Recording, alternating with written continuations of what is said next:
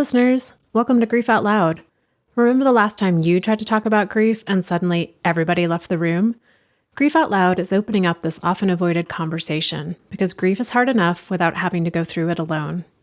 We bring you a mix of personal stories, tips for supporting children, teens, and yourself, and interviews with professionals in the grief world. Platitude and cliche-free, we promise. Grief Out Loud is hosted by me, Janet Cristofero, and produced by Dougie Center, the National Grief Center for Children and Families in Portland, Oregon.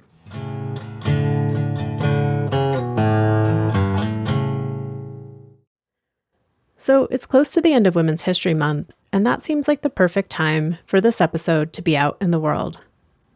Back in 2015, Diane Kalu was living in Nigeria with her husband and their 3 young children. One day in June, about 8 weeks after the birth of their 3rd child, Diane's husband went to work and never returned. A few days later, she got the news that he had died.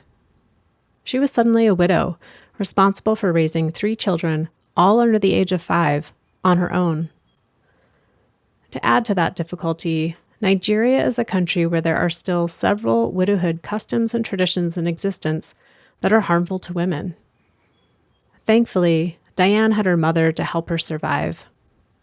Then, about 5 years after her husband died, her mother died too. Diane was faced with the heartbreaking task of telling her children, yet again, that someone they loved had died. Throughout both of these losses, Diane discovered a lot about herself and how her innately positive outlook made it hard to follow some of the community expectations she faced around how she should dress and act as a widow and as a grieving daughter. She also found a passion for helping others, specifically other young widows. She founded the WiCare Lekota Foundation, an organization that helps young widows in Nigeria through emotional, financial, educational, and social support programs. Diane is kind and warm and funny, and a strong, independent woman who is making a difference in the lives of so many others facing the challenges of young widowhood. Diane, thank you so much for coming on Grief Out Loud to talk to me and making the time difference between the U.S. and Nigeria work for our time together. It's such a pleasure to be here. I'm glad to be sharing this this evening here. I'm glad to be sharing with you. And I know we plan to talk about your husband who died, and I do want to ask about him, but also want to open it up if there's other losses that you want listeners to know about.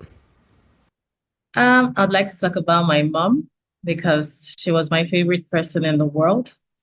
And she was actually the one who nursed me back to life when my husband passed away. So my kids were very little. They were 4 years, 22 months, and 8 weeks when their dad passed away. And so my mom had come to care for me before my daughter was born. My daughter is my last child.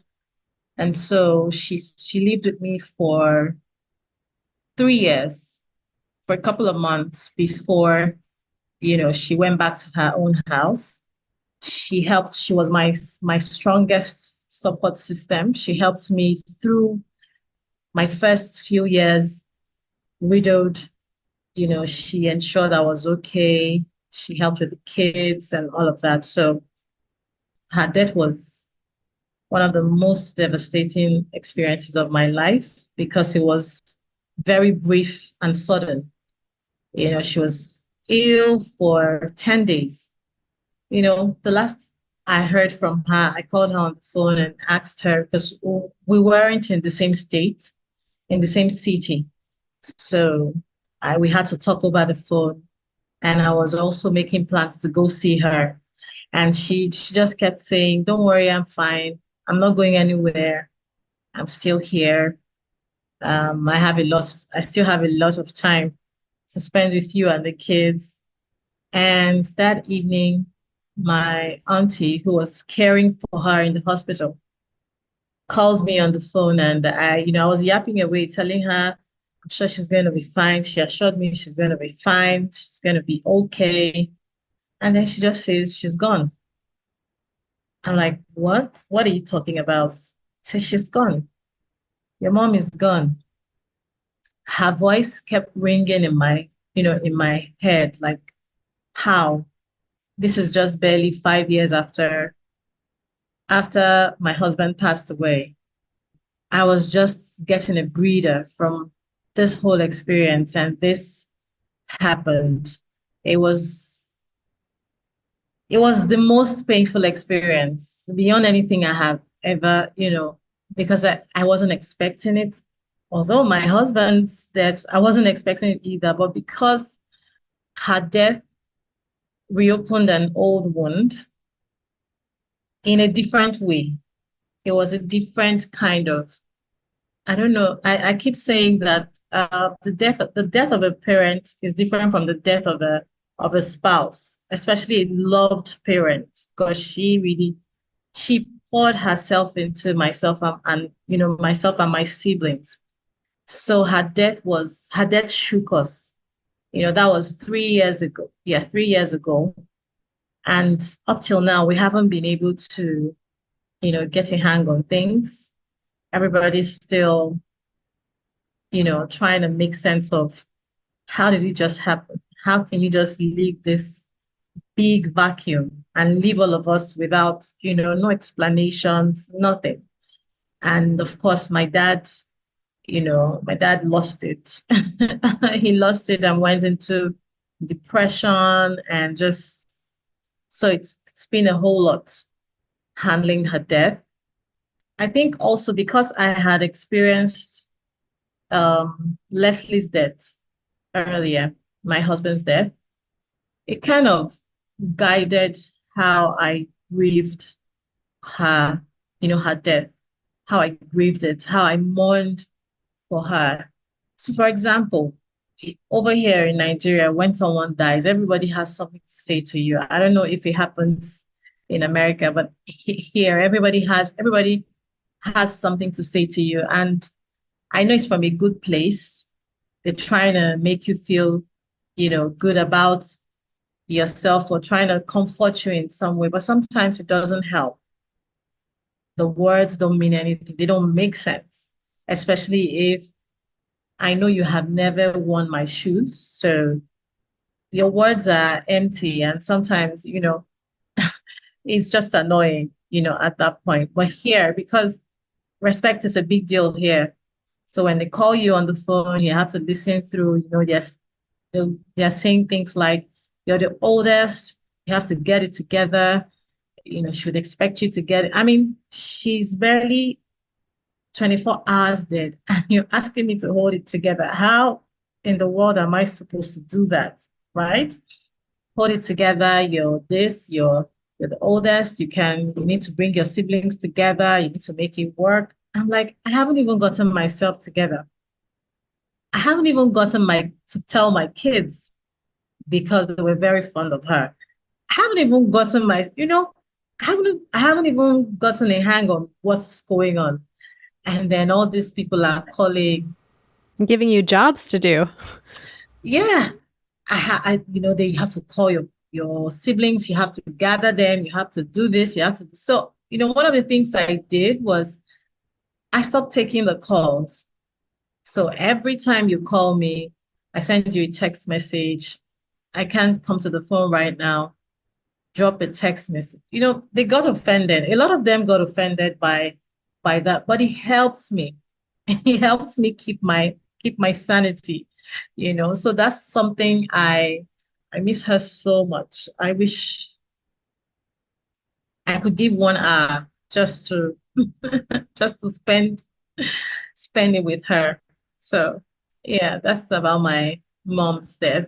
I mean, I was able to keep it together until I had to tell my kids. The moment I broke the news to them, that was what broke me. The expression, the the anguish in their voices, the pain. And I remember one of them saying, "Not again." That singular word just shattered me. I cried a lot, but I'm better. I'm fine. Quick to say Well, I'm fine. we're moving forward. Not fine, but moving forward. Diane, I'm thinking about your mom as the one that comes, supports you, surrounds you when your husband dies, and then your mom dies, and like she's the person who's there for you in your grief, and now you're grieving for her. Hmm. And I'm wondering if there's anything that you better understand about her experience of supporting you in your grief now that you're supporting your kids in grieving for her. Hmm. I would say now understanding the pain that she felt, watching me grieve and not knowing how to help me. I think that's that helplessness of watching your child grieve or your child go through a pain that you can't help them carry. They have to learn how to carry this pain. While I was grieving my husband, I would see her watch me. I would see her, you know, just helpless. All she just wanted to do was find a way to support me. But there was no way. The only thing she could do was just be there for me, take care of the children. But there wasn't anything she could really do to help me. I had to find a way to help myself through the process. I had to find a way to believe that I could walk through this path myself. And she was just there to say, okay, if you're willing to walk this path, then I'm going with you. Because the early days after he died, I had widow brain. I forgot everything. Like my brain literally shut down. I didn't even notice that was going on with me. But my mom caught it. She caught the fact that we'd have a conversation 2 minutes ago, and then the next thing she's trying to point me to that conversation, and I can't remember. My brain was blank. I had a brain fog, a severe one. And so what she tried to do for me, just to support me, is that she would write sticky notes. So for every conversation, because we literally used to get into arguments, she'd say, but we just discussed this. I'm like, I can't remember having this conversation with you. And so she helped me by she started to do sticky notes. She'll stick them on the fridge, stick them everywhere on the mirror, just so that I can remember. So the moment she started to do that, I began to realize that this was actually a problem and something I needed to work on. I mean, I had 3 children to raise. So I needed to find myself so that I could also help my children. So I started to do what I call brain exercises, cramming. Started to try to cram things just to see if it would help. And it actually helped me come out of that brain fog. What kinds of things were you trying to cram in? So I sing. So I started to learn songs, to cram songs. Just pick songs, score as much as possible, and then try to sing it back. So that helped my brain to, I don't know, maybe jumpstart, reboot, whatever you'd call it. So doing that consciously, doing that regularly really helped me. It helped me come out of it. So that it's almost like exercises for your brain, and Yes, music was exercise. really the way that worked well. Yes, exercises for my brain. So just watching her not being able to help me and seeing my children grieve and not being able to help them grieve her loss just made me realize the magnitude of helplessness she felt when I was actually in that position.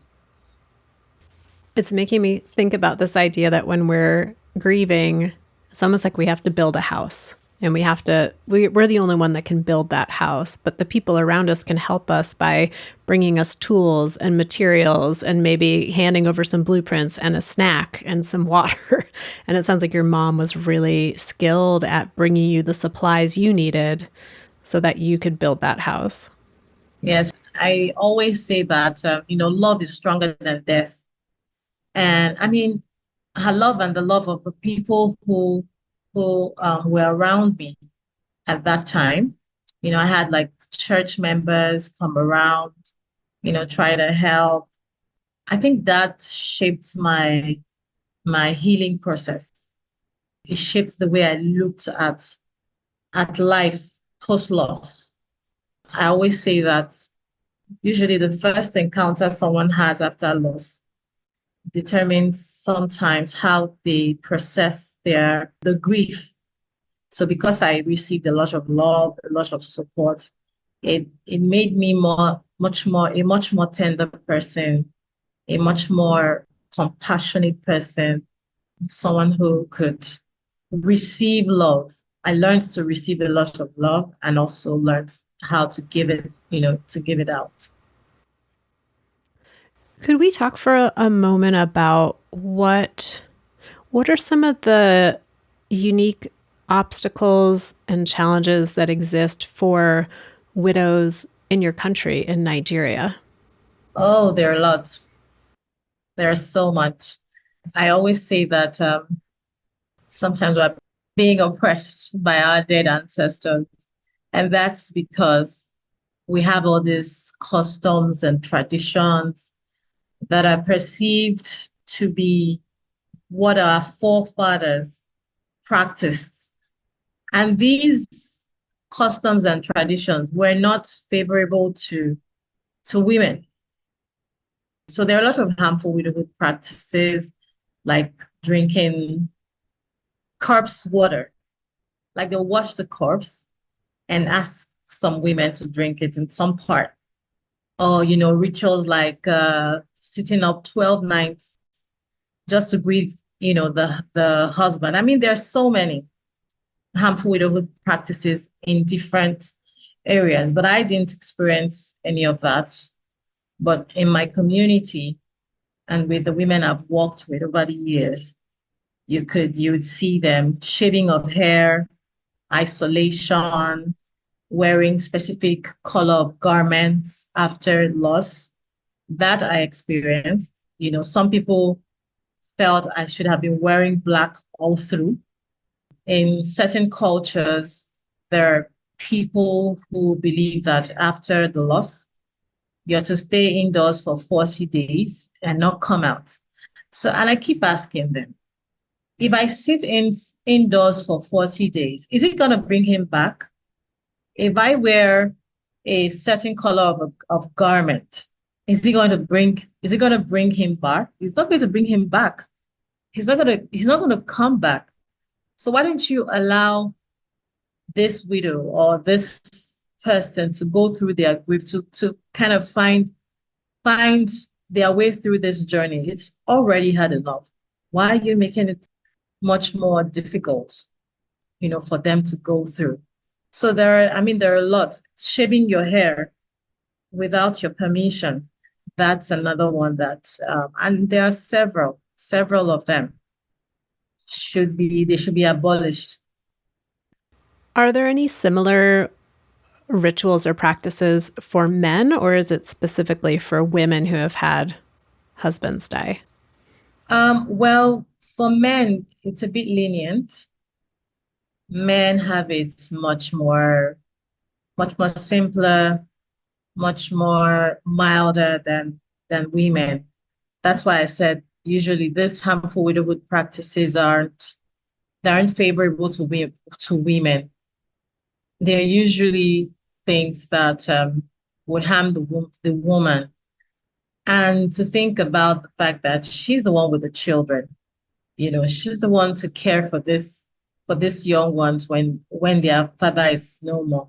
Why do you need to pass her through, all these kinds of practices? Sometimes they treat some of these women as inheritable properties. A relative has to marry you so that you know you're in the family and they can take care of you and things like that.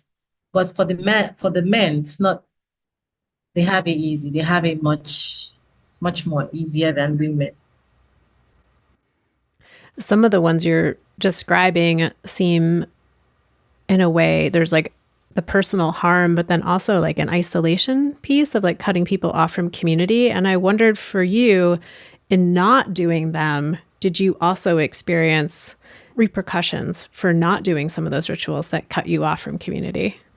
So these customs and traditions apply in in various societies within Nigeria. Right here in Nigeria, we have 36 states.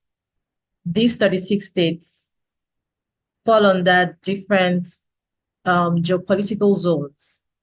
You have the South, the Southwest, the North Central, the Southeast, and all of that. So in each small community, they have their set of customs and traditions, right? So for my side of the country or side of the society, they didn't force me to do these things, but I experienced some kind of stigmatization because I didn't do it. Now, it wasn't from relatives or in-laws. It was from neighbors. It was from people regular people that I knew. So because I wouldn't wear black, I wouldn't wear white. Usually those are the two colors they prefer for widows to wear. So because I wouldn't wear these two colors, they refuse to talk to me. They don't want to associate with me. They isolated me because I wouldn't wear these colors. So that's one. They believe that when your husband passes away, you shouldn't dress maybe glamorously after loss, or you shouldn't express yourself. You shouldn't laugh too much. You shouldn't wear a bright smile. You should always be gloomy. You should always be beat down, you know, dramatic and all of that. So because I'm not that way. I have a very positive outlook to life. I understood what I was going through. But most of my sobbing, my crying, my grief, I did that inside the house. When I was leaving the house, you'd barely even know something happened to me. And so that kind of confused them. Like, some of them were confused. Some even came to, approach me to say, why are you not wearing a long face? You're supposed to be wearing a long face so that people are surrounding you and, trying to console you. And it just didn't make sense to me. Why do I need the pity? That's pity. That's not compassion. If you need me to look a certain way for you to, console me or comfort me or whatever, that's for you. It's not for me. You're doing it to, for your own gratification. Definitely not for mine. Yeah. Yeah, it's like the fact that your husband died should be enough to offer you that compassion and that support, not based on what your facial expression looks like or what clothes you're wearing. Exactly. Exactly. Because I'm here struggling. Like, how do I care for three children? I was literally hysterical when he passed. I was in another world. My world just took a 180 degrees turn. How do I make it from there? How do I care for three kids all by myself? Like, who does that? I mean, I was upset at some point. Why, Leslie? Why would you bring me out to the road and just go? This was not the plan. This wasn't when we agreed to get married. This was not what we planned for. So I was in a state of confusion myself. It took a while for me to settle into my role as a mom, dad, but here we are, 9 years later. What have you discovered about yourself, Diane, in that process of becoming, you said, mom, dad, and having to figure out how am I going to raise three kids on my own? Like, what have you uncovered about yourself? I uncovered a lot of things because, okay, so the first thing without going deeper was my resilience and my positive outlook to life. It was in that in those moments that I realized, I had this belief that everything works together for good somehow. I don't know why, I don't know how, I don't know when. I mean, there has to be something bigger than what I'm experiencing right now. So that resilience, I just knew that I was going to survive. One thing I've also observed over the years, I think personalities or temperaments could also play a vital role in how someone heals or how someone perceives life. I have a bit of a sanguine nature, can be, very joyful. So that helped my outlook to life. That helped how I processed, what I was going through. It helped me. So that's one. I discovered that I was a very resilient person. I discovered that I was very positive minded. And then I went for therapy. That also helped me, in discovering, childhood traumas that I had to deal with, things that could also, they show up in your grief. So yeah, the therapy helped me become more self-aware. And in being more self-aware, I became a better parent, a more effective parent, because I started to see myself through the eyes of my children, being able to relate better with them. And also I discovered how compassionate I was. I also embraced my creativity. I mean, a whole lot. Sometimes I say that, yes, it's been a terrible experience for me, but then it's also been, would I say, one of the best years of my life because I've picked up the things that could have destroyed me, all the hurt, all the pain, all the disappointment, because this wasn't the life I was hoping for. All the disappointment, all the pain I have experienced. And I've turned it, I mean, into something beautiful, like being able to help other women like myself in the foundation that I now run, which is an offshoot of my experience. And it simply just happened as a result of me sharing about my pain and how I was young and widowed, and everybody expected me to be old and scraggy and ugly and unwanted. And so I wrote an article about it, that this is what widowed looks like. I'm not old, I'm not ugly, I'm not what you think I should be. As at that time, I didn't know any other young widow.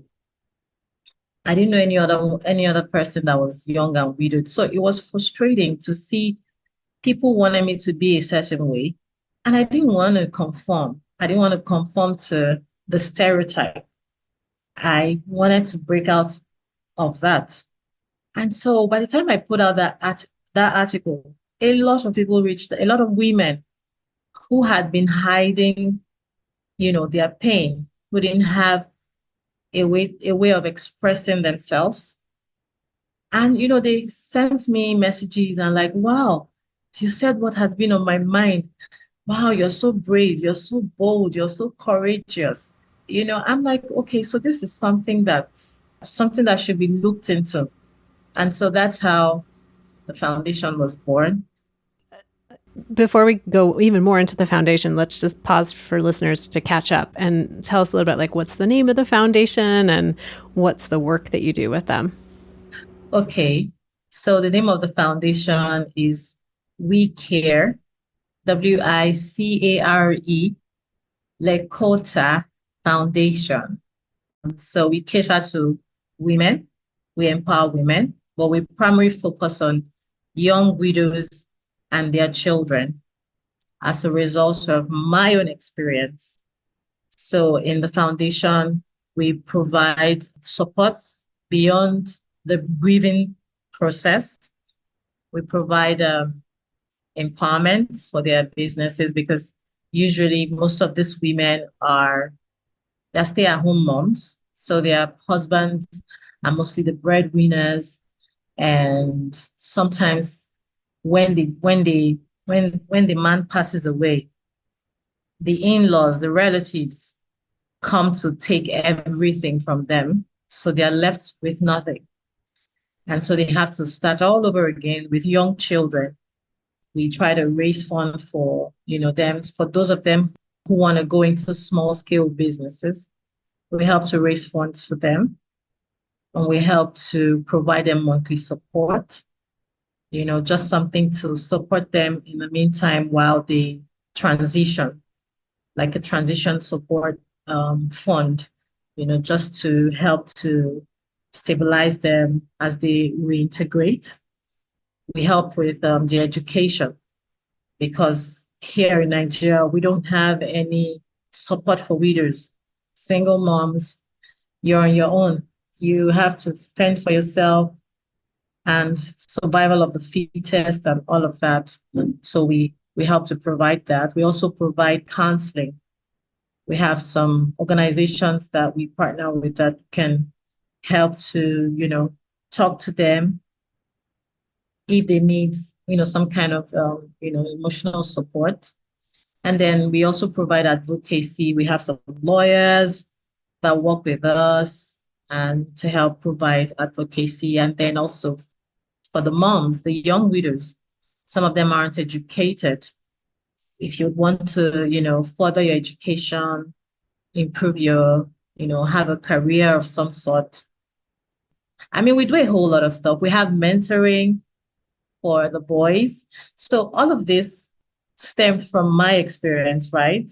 So when when my boys started to grow, I found out that I was struggling with getting a grip on what needs to be done. And so I introduced mentorship for them. And I just thought about it. Hey, wait a minute. What if, other women can benefit from this mentoring program? So we have that mentoring. We also have parenting programs that can help the mothers to be intentional and effective parents, and a whole lot more, a whole lot more that we do. And also, one more thing, the fact that I'm able to impact people is really helped me heal, giving back. And that's something I always encourage everybody to do. Find one person and help. It may just be conversation. It may just be a hug. It may just be sitting with them. It may just be your smile. When you're helping someone, you don't realize that you're also helping yourself, kind of like a symbiotic experience. Yes. Before we wrap up, I have one last question for you. Okay. What do you think your husband would think about the work that you're doing now? He would be so amazed. I'm sure he probably wouldn't even recognize who I've become.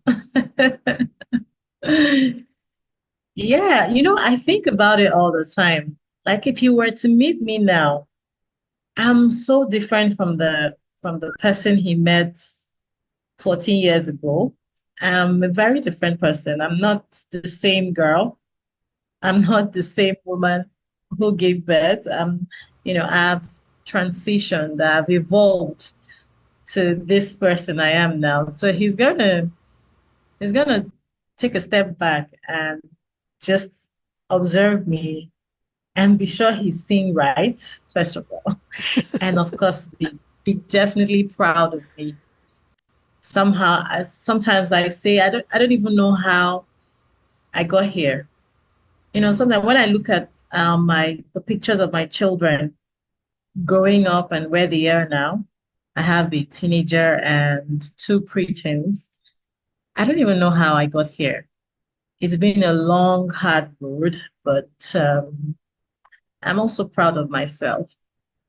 I've learned to positively affirm myself, always affirm myself, because my ears are the first that hear me when I speak. And I believe that everything I say, it gets into me first before it gets out there. So I need to speak to myself the right way so that I would attract the right things for myself. Yeah, so I'm proud of myself. I'm proud of how far I've held it together. There's been terrible days. There have been days of tears, days of fear, days of confusion. It hasn't been all rosy. There's been days of disappointment, days of rejection, days of abandonment, days of just pure grief and anguish, and just wishing that, there was a man there. There was some masculine figure in the picture to just shoulder all of this. Because I keep saying, I'm not cut out for this. I'm not meant to carry this load. It's not meant for me. It's the man. The man is meant to shoulder all of this. It's been a tough journey, but I'm happy I'm on this side, and I can tell the story. And I really hope that it encourages someone out there who is just starting this journey and is confused where to go, how to proceed from here. It's just one day at a time. I think that's just what I had on my mind, one day at a time. So in the beginning, when I would go through the day, I'm like, finally another day. Okay, tick. So next day. So I wasn't really thinking about 1 year. I wasn't thinking so far ahead. I was just thinking in the minutes and in the seconds and in the day. I wasn't thinking about what's going to happen in 10 years. I don't know what's going to happen in 20 years, right? I was just thinking about what will happen the next minute, the next second, just taking it one day at a time. Yeah. Yeah. You didn't have a 5-year plan. You had a 5-minute plan. Yeah. I didn't have a 5-year plan. I had a 5-minute plan, and I was very flexible. I wrote all my plans in pencil. Well, Diane, when I asked you what you uncovered about yourself through this grief experience, it's amazing how many things and how that skill set and that passion and that commitment has really translated into creating this real wraparound program for young widows in Nigeria. And I'm curious, if people want to be a part of the work that you're doing, how can they best connect with you? Okay, so you can connect with us on Facebook at WiCare Network, also on Instagram at WiCare Network. Well, Diane, thank you so much for reaching out to me, for making this connection, for sharing your story with me and our listeners, and for the work you're doing with all of the young widows in your community through your organization, WiCare. I'm just really amazed and grateful for your time and for your work. And thank you for having me. It's been awesome sharing my story with you. Listeners out there, I say it each and every single time, but thank you for being part of our community. If you ever want to reach out to me directly, you can email me at griefoutloud@dougy.org. That's DOUGY.org. That's also our main website where you can find all of the information about Dougy Center's local programming, some free downloadable resources like tip sheets and activity sheets, and of course, each and every episode of Grief Out Loud. Excited as always to share that the podcast is sponsored in part by the Chester Stephan Endowment Fund. Thanks again for listening. We hope you'll join us again next time.